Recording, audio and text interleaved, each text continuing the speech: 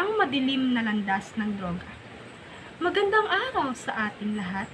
Nais ko sanang pag-usapan ang isang malalang suliranin sa ating lipunan, ang paggamit ng ilegal na droga.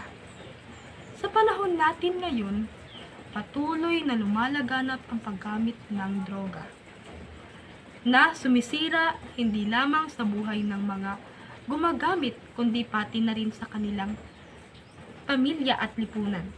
Marami ang nalulung dito dahil sa matinding problema, kahirapan o maling impluwensya ng paligid.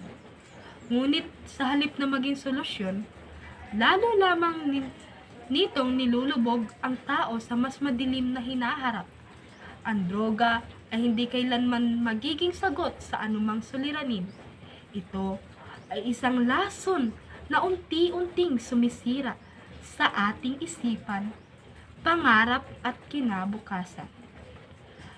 Kailangan magkaisa tayo upang labanan ang dulot na ito.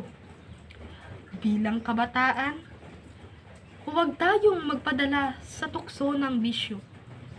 Mas piliin nating paglabanan ang ating pangarap, pangalagaan ang ating kalusugan at maging mabuting mamamayan. Ang droga ay hindi nagbibigay ng tunay na kalayaan. Ito ay tanikala na sumasakal sa ating kinabukasan. Kaya't sa bawat desisyon na ating gagawin, alalahanin natin na mayroon tayong pagpipilian, ang manatili sa tamang landas o hayaan lamunin tayo ng dilim. Maraming salamat po.